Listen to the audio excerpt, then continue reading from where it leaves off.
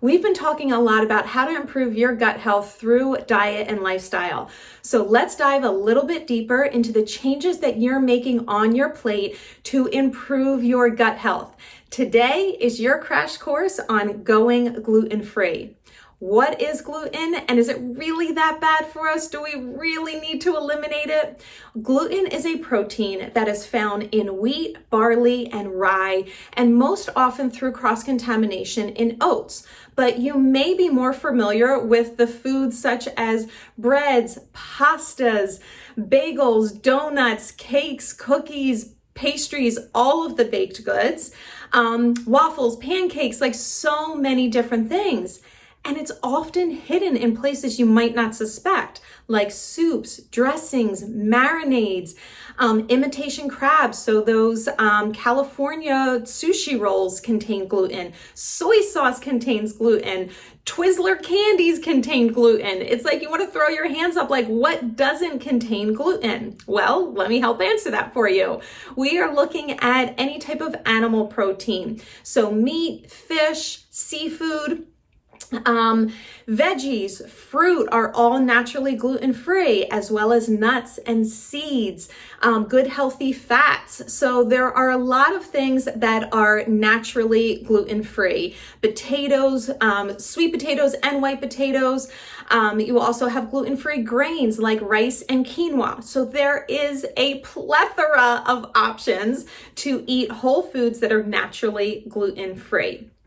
So how do you decide if you need to go gluten-free or not? Well, if you've tuned into our video where we talked about gut check, specifically the version or the series on leaky gut, we talked about the importance of the lining of our small intestines.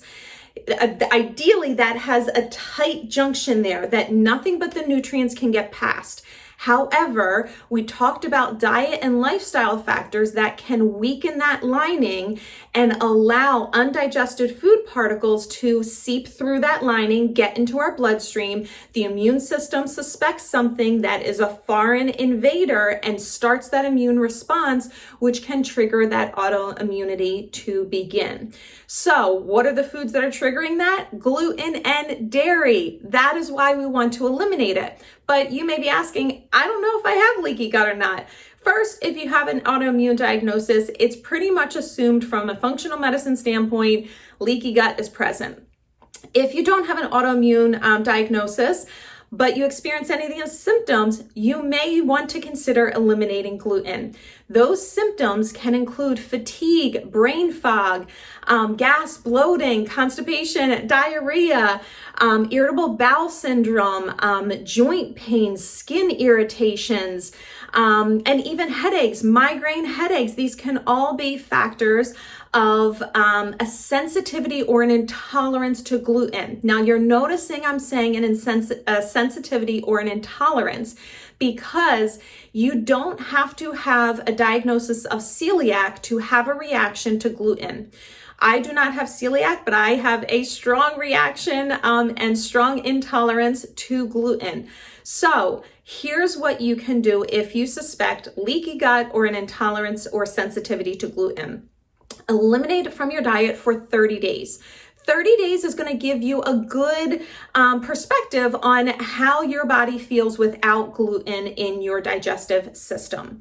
So how exactly do you do that? Let me first by saying going all in is the most important thing because that is what's going to give you the clearest amount of information. You're doing this, you want to have a good understanding of whether or not you have a sensitivity or not. If you're just doing it when it's convenient at home and then on the weekends you're going out and having bagels and pizza and hoagies and all kinds of like big Italian pasta dishes, you're not going to get a clear understanding because that gluten is getting into your system during these 30 days. So if you can go all in, eliminate it completely, that will give you the best amount of information.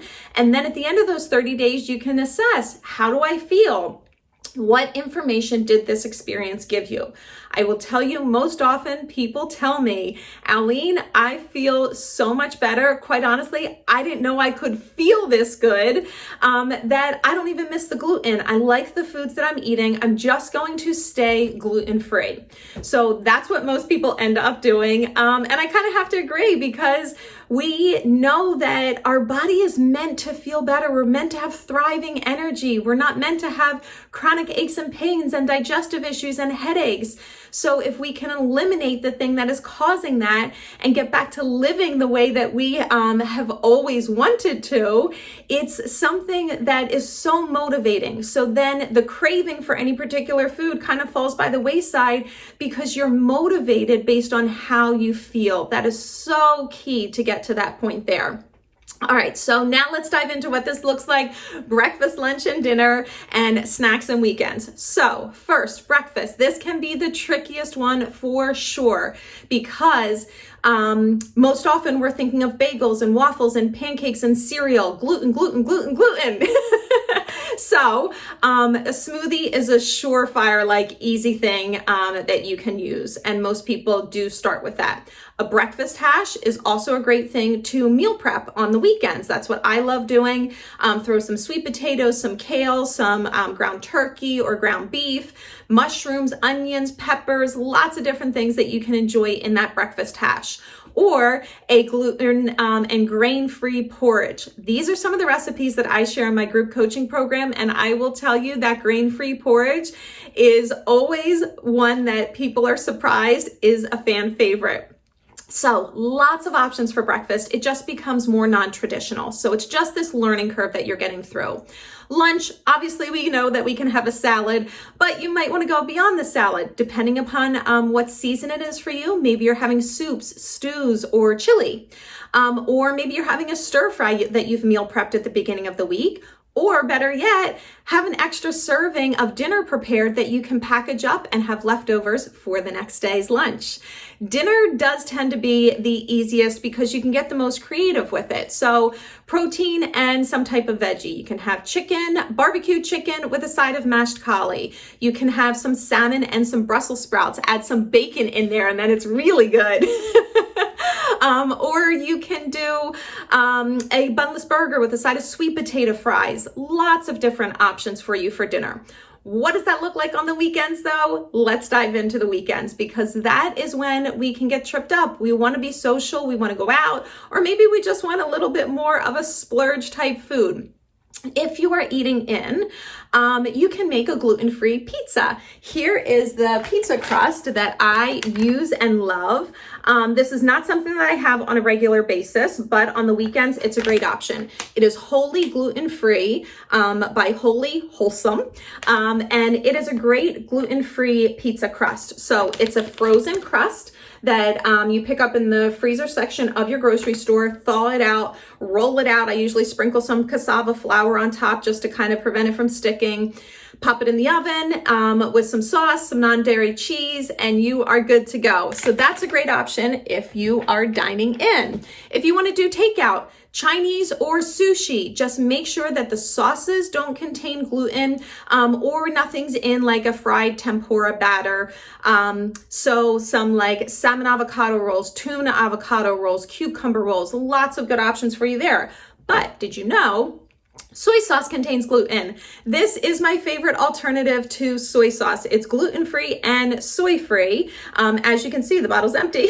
You're empty because we use it so often in this house. So it is coconut-based, Coconut Secrets, coconut amino. Tastes just like soy sauce. So you can pick this up at your grocery store, order it online, whatever is most convenient for you. And they do have little smaller packets so that you can take it with you if you wanted to go to the restaurant, if you weren't doing takeout. And then if you are at a bar, or at a restaurant, maybe it's a football game, maybe it's just a happy hour, a barbecue, whatever it may be. A gluten-free, or better yet, bunless burger is a great option with a side of sweet potato fries or some veggies. Or you could do some dry rub wings. Just check with your server and make sure that they are gluten-free. Lots of options. It's just a matter of learning what you need to do and start practicing putting it into place.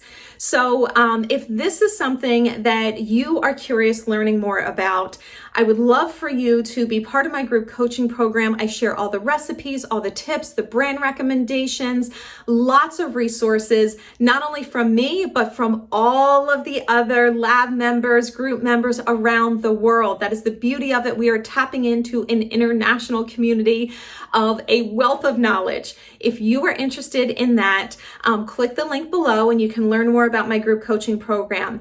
Either way, as always, I challenge you, what is one thing that you have learned today that you can put into action today for a healthier tomorrow?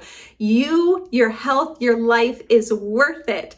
And trust me, being healthy can taste delicious. So enjoy. And of course, if you have any recommendations on going gluten-free that I haven't included here, I know it's not an exhaustive list, please post below. We want to learn from you as well. Can't wait to hear from you.